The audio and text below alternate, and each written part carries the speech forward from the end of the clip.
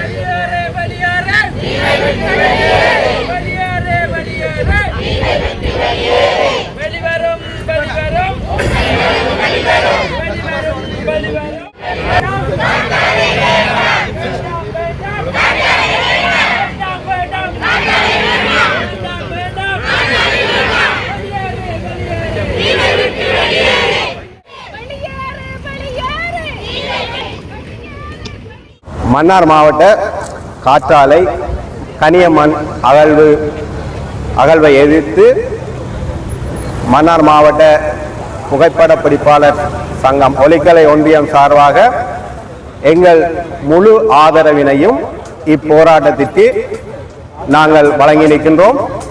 அத்தோடு மன்னார் மாவட்ட வாழ்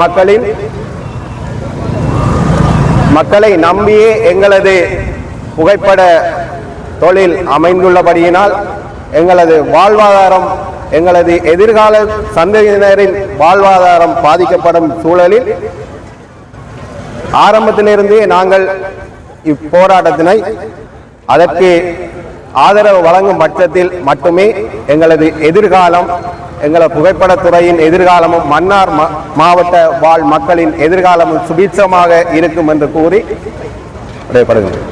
9 நாட்களாக இந்த போராட்டமானது தொடர்ந்து கொண்டிருக்கின்றது. வருங்காலத்தில் வலுவடையும் என்பதில் சிறிதளவும் எங்களுக்கு சந்தேகமில்லை. ஏனென்றால் இது எங்களுடைய வாழ்வுக்கான போராட்டம். தொடர்ந்து இளையோர்கள், முதியோர்கள், எங்களுடைய மத தலைவர்கள் மற்றும் நாடாளுமன்ற உறுப்பினர்கள், இன்றைய தினத்திலே நாடாளுமன்ற உறுப்பினர்கள் மற்றும் எங்களுடைய மக்கள் மற்றும் புகைப்பட சங்கத்தினை சேர்ந்தவர்கள் அனைவரும் வந்து பங்கு கொண்டிருக்கின்றார்கள். அனைவரும் தங்களுடைய நியாயத்தினை இங்கே வைத்திருக்கின்றார்கள். காற்றாலை அமைப்பது என்பது எவ்வளவு ஒரு சுற்றுச்சூழல், எங்களுடைய பொருளாதாரத்தை பாதிக்கின்றது எல்லோரும் அறிந்த விடயம். ஏனென்று சொன்னால் தொடர்ந்து எல்லோரும் கதைத்துக் கொண்டிருக்கின்றார்கள். ஆனால் இன்றைய தினத்திலே எவ்வளவு வெள்ளப்பெருக்கு, இந்த மன்னார் தீவினிலே எவ்வளவு ஒரு வெள்ளப்பெருக்கு என்பது நீங்கள் அறிந்தது. இதனால் இன்னும் வரும் காலங்களில் எங்களுடைய மக்கள் வாழக்கூடிய ஒரு நிலையை இன்றைய அரசாங்கம் செய்து கொண்டிருக்கின்றது என்பதில் எள்ளளவும் சந்தேகம் இல்லை. அன்று கூறியது போல் இவர்கள் தங்களுடைய வாக்கினை காப்பாற்றி இருந்தால் இன்று மக்கள் இறங்கி இந்த போராட்டத்தை செய்ய வேண்டும் என்பது தேவையற்ற ஒரு விடயம். ஆகவே இதை அரசாங்கம் இதை கவனத்தில் நீங்க கொள்ள வேண்டும் என்று நாங்கள் கேட்டுக்கொள்கின்றோம். அடுத்ததாக வந்து பாத்தீங்கன்னு சொன்னா மண்வளம். இந்த மண்வளம் எதற்காக நீங்கள் எடுக்கின்றீர்கள்? எதை வளர்ப்பதற்காக நீங்கள் இதை செய்கின்றீர்கள்? எங்களுடைய வாழ்க்கையை நீங்கள் அழிப்பதற்கா? எங்களுடைய சந்ததியை நீங்கள் இல்லாமல் ஆக்குவதற்கா என்பதுதான் எங்களுடைய ஒரு கேள்வியாக இந்த இடத்திலே நாங்கள் முன்வைக்கின்றோம். தெரியும், எல்லாரும் தெரிந்த விடயம். கடல் வந்து எந்த மட்டத்தில் இருக்கின்றது? இதில் மண் அள்ளினால் எங்களுடைய நிலை என்ன? எங்களுடைய மக்களின் நிலை என்ன? ஆகவே அன்பார்ந்தவர்களே, உங்களிடம் நாங்கள் வேண்டி கேட்டுக் கொள்வது என்னவென்றால், உடனடியாக இந்த காற்றாலை திட்டத்தை நீங்கள் நிறுத்துங்கள். அத்துடன் இந்த மண் அள்ளக்கூடிய விடயத்தையும் நீங்கள் நிறுத்துங்கள். எல்லோரும் தெரியுமா உங்களுக்கு, இரவிலே நிறைய வாகனங்கள் வந்து போய் கொண்டிருக்கின்றது. அவர்களுடைய திட்டத்தினை செய்வதற்கு அவர்கள் செயல்பாடுகளை ஒரு பக்கம் செய்து கொண்டுதான் இருக்கின்றார்கள்.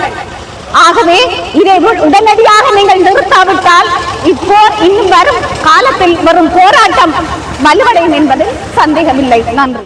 எங்களுடைய கிராமத்தை சுற்றி காற்றலையும் மண்ணகழ்வுக்கான ஏற்பாடுகள் நடந்து கொண்டிருக்கின்றது. இதனாலே எங்களுடைய மக்கள் பெரும் துன்பத்தை அனுபவித்துக் கொண்டிருக்கிறார்கள். இனி வரும் சந்ததிக்கு நாங்கள் வந்து இந்த அத்திப்பட்டி மாதிரி அழிந்து போகக்கூடிய சந்தர்ப்பங்கள் ஏற்பட்டு கொண்டே இருக்கிறது. ஏன்னா நாங்கள் எங்களுடைய கண்கூடாக நான் கண்டு கொண்டே இருக்கிறேன். என்னது கிளியங்குடி பங்கில் நான் ஒரு நடுக்குடா கிராமத்தை சேர்ந்தவர். கடல் தொழிலை நாங்கள் மெயினாக கொண்டார்கள். எங்களுடைய கிராமத்துல மெயினாக காற்றலை ஆரம்பித்து இருக்கிறார்கள் ஏற்கனவே. இதனால எங்களுக்கு வருடம் வெள்ளத்தினால பெரும் பாதிப்பை நாங்கள் ஏற்படுத்தி கொண்டிருக்கிறார்கள். தொழிலே இல்லை எங்களுக்கு. நாங்கள் அந்த முறையில் இருந்ததால இப்ப எங்களுக்கு ஒரு தொழில் வாய்ப்பே இல்லை. நாங்கள் பெரும் அவதிக்குள்ளாகி கொண்டிருக்கிறோம். இதனால தண்ணீர் மிகவும் முதல் நாங்க கடற்கரை அறையில நாங்க தோண்டினாலும் நல்ல தண்ணியை நாங்க எடுத்து குடிச்சுக்கிட்டு இருந்தோம்.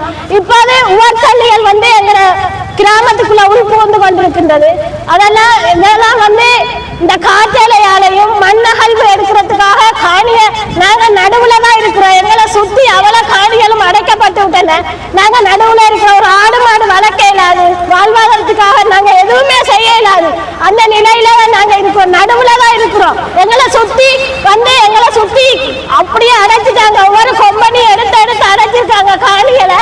அது வந்து மண்ணகழ்வுக்காக நாங்க எவ்வளவோ ஆர்ப்பாட்டம் செய்து இதனால தடுக்க முடியல. இனி வருகிற இந்த காற்றலையை எங்களுடைய உயிர் இருக்கு வரை நாங்கள் அனுமதிக்க மாட்டோம். நாங்க இதை அனுமதிக்கவே மாட்டோம். உயிர் இருக்கு வரையும் போராடுவோம். மன்னார் தீவு என்பது இலங்கை திருநாட்டிலே ஒரு பகுதி என்பதை முதலாவது நாங்கள் விளங்கிக் கொள்ள வேண்டும். இந்த தீவிலே பல ஆயிரக்கணக்கான மக்கள் வாழுகிறார்கள் என்பதையும் ஏற்றுக்கொள்ள வேண்டும். ஒரு பிரதேசத்தை அபிவிருத்தி செய்கிறோம் அல்லது அந்த பிரதேசத்தில் இருந்து நாட்டுக்கான பல வளங்களை பெறுகிறோம் என்று சொல்லும்போது அங்கே குடியிருக்கிற மக்களை குறித்தும் சிந்திக்க வேண்டிய ஒரு கடப்பாடு எங்களுக்கு இருக்கிறது. அங்கே குடியிருக்கிற மக்களுடைய வாழ்வாதாரத்தை அவருடைய இருப்பை கேள்விக்குறியாக்கிவிட்டு நாட்டின் மற்ற பகுதிகளுக்கு நன்மை பயக்கக்கூடிய திட்டங்களை கொண்டு வருவோம் என்று சொன்னால் அது உண்மையான திட்டமாக இருக்க முடியாது, அபிவிருத்தியா இருக்க முடியாது. இலங்கையிலே மன்னார் தீவிலே காற்றாலை கனிய வளம் ஒரு பெரிய வரப்பிரசாதம் என்று சொன்னாலும் அதை பெறுவதற்காக இங்கே பாரம்பரியமாக காலங்காலமாக வாழ்கிற மக்களுடைய வாழ்க்கையை கேள்விக்குறியாக்கிவிட்டு அந்த திட்டத்தை நிறைவேற்றுவது எந்த வகையிலும் ஒரு நீதியாய் நியாயமாய் ஏற்றுக்கொள்ள முடியாது. ஒரு அபிவிருத்தி திட்டம் என்பதே மக்களுக்காகத்தான். மக்களை அழித்து விட்டு ஒரு பகுதி மக்களை அழித்து விட்டு இன்னொரு பகுதி மக்கள் அதனாலே நன்மை அடைகிறார்கள் சொன்னால் அது உண்மையான ஒரு ஜனநாயக அணுகுமுறையா இருக்காது. அது ஒரு விதமான கொள்ளை, புறக்கணிப்பு, அராஜகம் என்று கூடி சொல்லலாம். எனவே இலங்கை அரசாங்கத்துக்கு ஒரு பெரிய பொறுப்பு இருக்கிறது. தேசத்தினுடைய எல்லா குடிமக்களையும் ஒரே கண்ணோட்டத்தோடு பார்த்து எல்லா மக்களுக்குரிய பாதுகாப்பையும் உறுதிப்படுத்தி அவருடைய வாழ்வை செழிப்பாக்குற பொறுப்பை அரசாங்கம் தவறவிடக்கூடாது. இந்த வகையிலே மன்னார் வாழ் மக்கள் இந்த காற்றாலையினாலும் கனியமணல் அகழ்வினாலும் ஏற்படுகிற பாதிப்பை விளங்கிக் கொண்டு இன்றைக்கு வீதியிலே நின்று போராடி கொண்டிருக்கிறார்கள். தங்களுடைய ஆதங்கங்களை வெளிக்காட்டிக் கொண்டிருக்கிறார்கள். இதை அரசாங்கம் புரிந்து கொண்டு நியாயமான தீர்வை கொடுக்காத பட்சத்திலே அது முழு நாட்டுக்கும் ஒரு சேதத்தை உண்டாக்கும். இலங்கையிலே வாழ்கிற மன்னார் பிரதேச மக்களுடைய அழிவை கண்டும் காணாமலும் இருக்குமாயிருந்தால் அரசாங்கம் அதுக்கு ஒரு காலத்திலே பதில் சொல்ல வேண்டும். கடந்த கால யுத்தங்களினாலே பாதிக்கப்பட்ட மக்களுக்கு இன்றைக்கு பதில் சொல்ல வேண்டிய ஒரு கடப்பாட்டில் இருக்கிற அரசாங்கம் மேலும் மேலும் போராட்டங்களை, பிரச்சனைகளை கூட்டிக் கொண்டு போகாதபடி மன்னார் மக்களுடைய இந்த நியாயமான கோரிக்கையை கருத்திலே கொண்டு ஒரு நடவடிக்கை எடுக்க வேண்டும். மன்னார் மக்கள் என்ன கேட்கிறார்கள்? எங்களை வாழ விடுங்கள், எங்களுடைய இருப்பை கேள்விக்குறியாக்காதீர்கள், எங்களுடைய எதிர்கால சந்ததியை நாங்கள் வளமாக வாழ வைக்க எங்களுடைய பிரதேசத்தை அழிக்காதீர்கள் என்றுதான் கேட்கிறார்கள். இன்னொரு பிரதேசத்திலே இருந்து இன்னொரு பிரதேசத்தை அழித்து எங்களுக்கு உதவி செய்யுங்கள் என்று கேட்கவில்லை, இருக்கிற எங்களை வாழ விடுங்கள் என்று கேட்கிறார்கள். எனவே அரசாங்கம் இதிலே கணிசமான ஒரு தலையீட்டை கொண்டு வந்து இந்த திட்டத்தை நிறுத்தி மக்களுடைய வாழ்வாதாரம், மக்களுடைய இருப்பு, மக்களுடைய செழிப்பான வாழ்வு முக்கியம் என்பதை கருத்தில் கொண்டு நடவடிக்கை எடுக்க வேண்டும் என்பது எங்களுடைய தாழ்மையான வேண்டுகோளாய் இருக்கிறது. உண்மையிலேயே நாங்கள் எல்லாரும் ஒரு இறை நம்பிக்கை உள்ள மக்கள் இறைவனிடத்திலே முறையிடும் போது இறைவன் மக்களுக்கு நீதி செய்கிறவராய் இருக்கிறார். அவை இறைவனுடைய தலையீடு வரும்போது பாதிக்கப்பட்டவர்களுக்கு நீதியும் பாதிப்பை உண்டாக்குறவர்களுக்கு ஒரு நியாய தீர்ப்பையும் கொடுக்கிறவர் இறைவன் என்பதை புரிந்து கொண்டவர்களாய் அந்த சர்வ வல்லமையுள்ள இறைவன் தங்களுக்கு கொடுத்த வாய்ப்பை, சந்தர்ப்பத்தை மக்களுக்கு நன்மை செய்வதற்காக அதிகாரத்தில் உள்ளவர்கள், அரசாங்கத்தில் இருக்கிறவர்கள் நியாயமாய் சிந்தித்து செயல்படாவிட்டால் எங்களுக்கு மேலே இருக்கிற ஒருவன் ஒரு நாள் எங்களுக்கு நியாயம் செய்தால் அதை யாருமே தாங்கிக் கொள்ள முடியாது என்பது என்னுடைய ஆழமான நம்பிக்கை, விசுவாசம். எனவே இலங்கை அரசாங்கத்தை நாங்கள் மிகவும் மிகவும் தாழ்மையாக கேட்டுக்கொள்கிறோம். இந்த பிரச்சனையை விளங்கிக் கொண்டு ஒரு பக்க சார்பாக சுயநலமாக சிந்திக்காதபடி எங்கள் மக்களுடைய உண்மையான நிலைமையை புரிந்து இந்த கனியமணல் அகழ்வையும் காற்றாலை மின்சாரத்தையும் நிறுத்தி வேறு விதமான அபிவிருத்திகளுக்குள்ளே இந்த பிரதேச செய்யக்கூடிய நியாயமான அபிவிருத்திகளை செய்து எங்களை வாழ வைப்பீர்கள் என்று நம்புகிறேன். நன்றி. அனைவருக்கும் வணக்கம். மன்னார் தீவு இயற்கை எழில் கொண்ட கடல் வளம் நிறைந்த பல்லாயிரக்கணக்கான உயிர்கள் இந்த வளத்தை நம்பி வாழுகின்ற வடக்கின் பகுதியிலே அமைந்திருக்கக்கூடிய இந்த தீவை காப்பாற்றுவதற்காக ஒன்றிணைந்த மக்களாக கடந்த 9 நாட்களாக நாங்கள் போராட்டம் நடத்தி வருகின்றோம். மன்னார் இன்று ஒரு பேசும் பொருளாக மாறியிருப்பதற்கான காரணம் என்னவென்று சொன்னால், இந்த மன்னார் தீவிலே இருக்கக்கூடிய மிக முக்கியமான கனியவள மண், இந்த கனியவள மண்ணானது மக்களுடைய உத்தரவின்றி, அவர்களுடைய விருப்பமின்றி, அவர்களுடைய வாழ்வாதாரத்திற்கு எதிராக அமையும் வண்ணம் இந்த மண் அகழ்வானது வெளிநாட்டு கம்பெனிகளுக்கு விற்கப்படுவதற்காக அரசாங்கங்களுக்கு இடையில் உடன்படிக்கைகள் செய்யப்பட்டிருக்கின்றன. அந்த வகையிலே ஒரு சில ஆய்வுகள் சொல்லுகின்றன, மன்னார் தீவானது கடல் மட்டத்திலிருந்து மிகவும் குறைந்த ஒரு தாழ்வான பகுதியிலே இருக்கக்கூடிய ஒரு தீவாக இருக்கின்றது. அதிலும் கடல் மட்டத்திலிருந்து கிட்டத்தட்ட 4 அல்லது 5, 6 மீட்டர் உயரத்தில்தான் இந்த தீவு அமைந்திருக்கிறது. இன்னும் ஏராளமான இந்த புவியியல் பகுதிகள் கடல் மட்டத்திலிருந்து குறைந்த பகுதியிலே இருக்கிறது. ஆக டைட்டேனியம் என்று சொல்லக்கூடிய கம்பெனிகளுக்கு முன்னைய அரசாங்கங்களோ யாரோ எங்களுக்கு தெரியவில்லை, இந்த மன்னார் தீவிலே இருக்கக்கூடிய இந்த கனியவள மண்ணை 15 மில்லியன் லொரிகளிலே அள்ளி செல்லுவதற்கும், அதிலிருந்து பல்வேறு வகையான உதிரி பாகங்கள் இந்த ஆகாய விமானங்களுக்கும் இன்னும் ஏராளமான பொருட்களை தயாரிப்பதற்கும் பணங்களை அவர்கள் கொட்டி இந்த இடத்தை அவர்கள் வாங்கியிருக்கிறார்கள் என்று சொல்லப்பட்டிருக்கின்றது. கிட்டத்தட்ட 4 மீட்டர், 5 மீட்டர், 6 மீட்டர் அடி அளவிலே இந்த மண்ணானது அகலப்பட இருக்கிறது என்று சொல்லி சில தகவல்கள் எங்களுக்கு கிடைக்கின்றன. அப்படி இந்த மண் அள்ளப்படும் பொழுது, அகலப்படும் பொழுது இந்த தீவிற்கு என்ன நடக்கும், இங்கே வாழுகின்ற பல்லுயிர் என்ன நடக்கும், பல்லாயிரக்கணக்கான மக்களுடைய வாழ்வாதாரம், அவர்களுடைய உயிர், அவர்கள் எல்லோரையும் வெளியிலே திரட்டிவிட்டு இந்த தீவை நீங்கள் விற்பனை கூடமாக மாற்றப் போகின்றீர்களா? அல்லது இந்த தீவை வேறு நாடுக்கு விற்கப் போகிறீர்களா? அல்லது இந்த தீவிலிருந்து தான் இந்த இலங்கையிலே இருந்து சூறையாடப்பட்ட எல்லா டொலர்களையும் நீங்கள் எடுக்கப் போகின்றீர்களா? ஆகவே இந்த மன்னார் தீவிலே வாழுகின்ற பல்லாயிரக்கணக்கான மக்களுடைய வாழ்வாதாரங்களையும் உயிர்களையும் கொன்று குவித்துவிட்டு நீங்கள் இந்த தீவை விற்க முடியாது.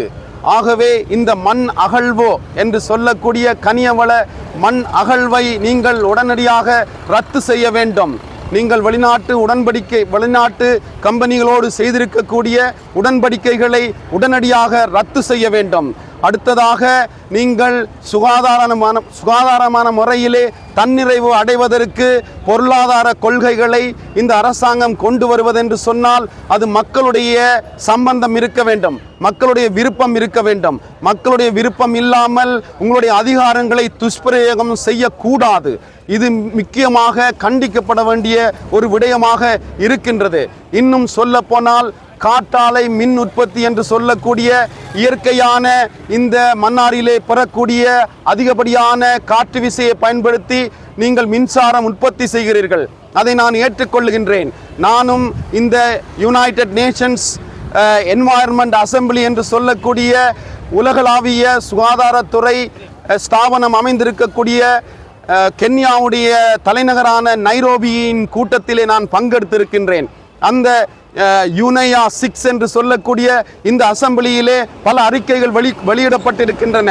இந்த அறிக்கை எங்களுக்கு சொல்லுகின்றது, the whole nation should tackle the crisis today. What is this crisis today? The triple planetary crisis. One of them is the climate change, and the second is the loss of biodiversity, and the third one is pollution. And therefore all the governments are requested by United Nations to tackle this problem. This is not a problem, this is a crisis in today's context.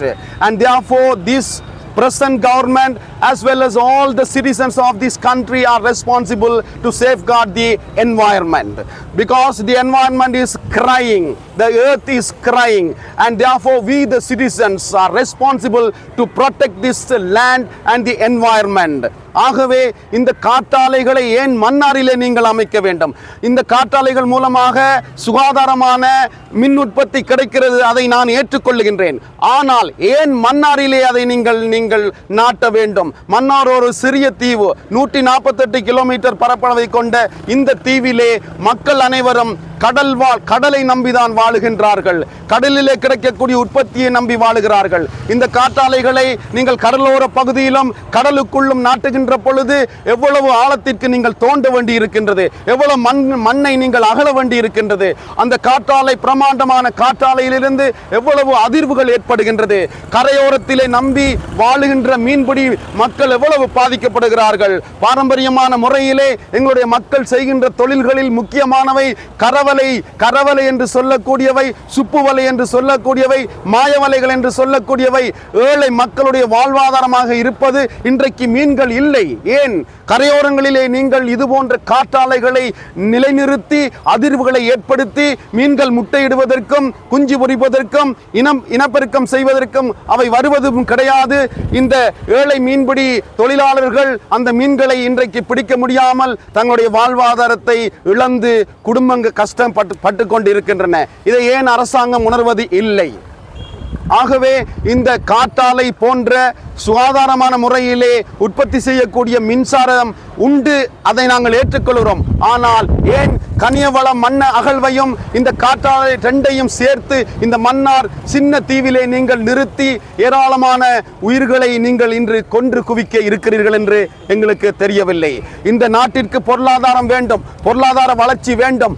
ஏன் முன்னைய அரசாங்கங்களே இருந்து இந்த பொருளாதார சீரழிவை கொண்டு வந்தவர்களிடம் இருந்து நீங்கள் கேள்விகளை கேளுங்கள், அந்த பணங்களை திருப்பி எடுங்கள், மன்னாரை அபிவிருத்தி செய்யுங்கள். மன்னாரை அபிவிருத்தி செய்வதற்கு எத்தனையோ விடயங்கள் இருக்கின்றன. ஒரு நல்ல ஆஸ்பத்திரி இருக்கின்றதா? ஒரு நல்ல ஒரு பல்கலைக்கழகம் இருக்கிறதா?